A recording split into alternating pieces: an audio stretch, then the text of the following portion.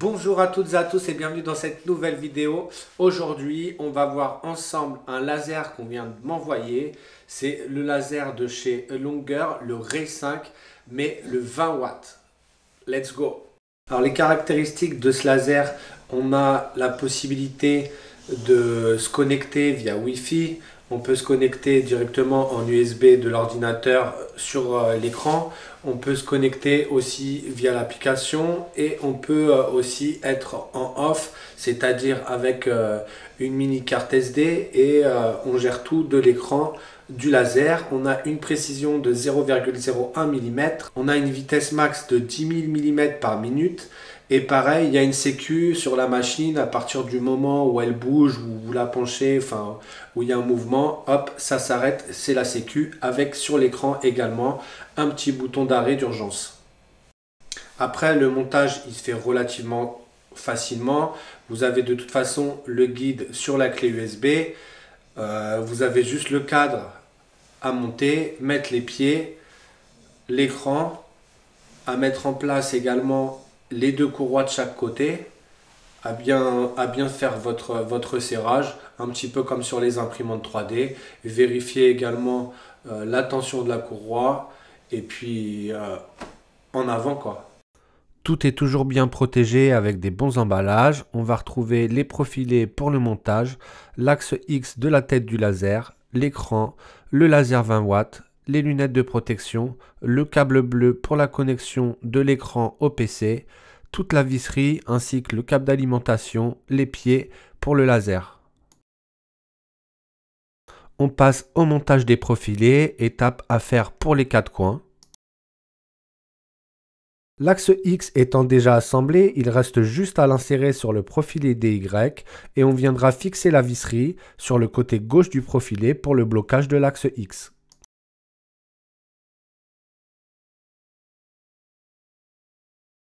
Pour finir sur l'assemblage du châssis, on va monter les trois pieds et l'écran qui jouera le rôle du quatrième pied.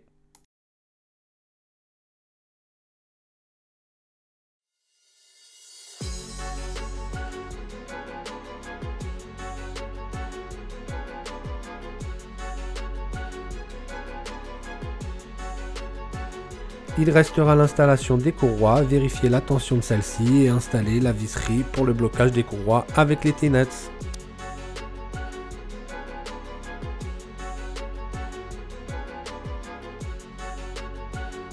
Pour installer le end-stop de l'axe X et Y, la visserie est déjà dessus. Vous calez le end-stop au niveau de l'autocollant qui définit son emplacement, donc il est impossible de se tromper. L'installation du laser se fait également super facilement, il suffit de le glisser sur le support du X et de fixer les deux grandes vis qui permettront de jouer sur la hauteur de celui-ci pour le réglage selon l'épaisseur de votre bois à graver ou à découper.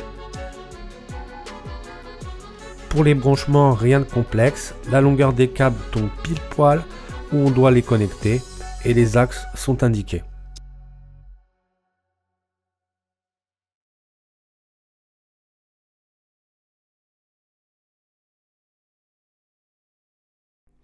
Alors voilà ce qu'on a dans la clé USB dans le carton, notamment donc un dossier avec les paramètres, donc tous les paramètres de gravure et de découpe, le guide en anglais avec le manuel. Ici ça c'est un fichier que moi j'ai rajouté, que j'avais besoin. Et donc on a également une vidéo qui vous montre un Quick Start Guide, ils appellent ça, avec un lien de la chaîne YouTube directement de Longer.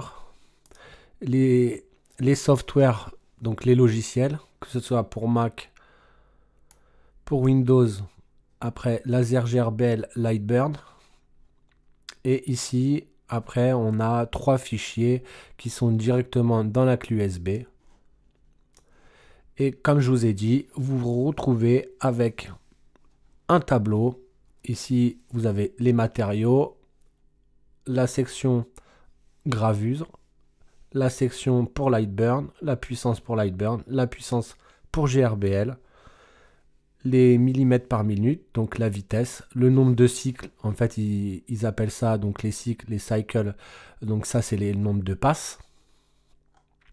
Donc la puissance et la vitesse avec des petites remarques sur selon le matériel à découper, les épaisseurs, la section donc gravure, la section cutting. Donc ça, tout ce tableau, ça peut vous aider pour pouvoir débuter dans la gravure ou dans la découpe avec ce modèle de graveuse laser, la 20 watts de chez Longer.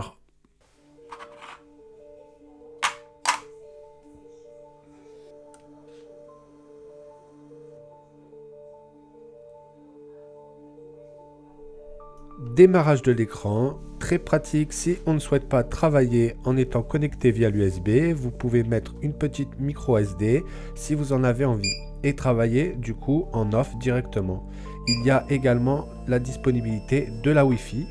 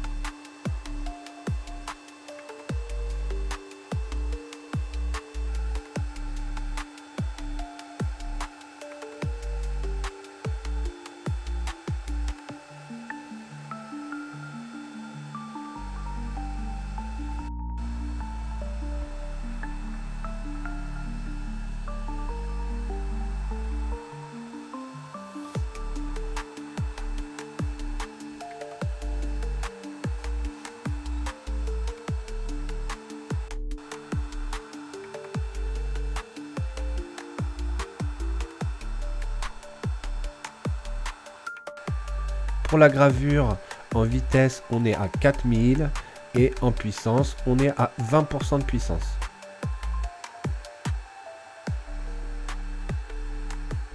Pour la découpe en vitesse, on est à 100 et en puissance, on est à 100%. On voit qu'au départ, il n'y a pas les RA6 et que les RA6 est activé. Juste après, on voit la petite différence.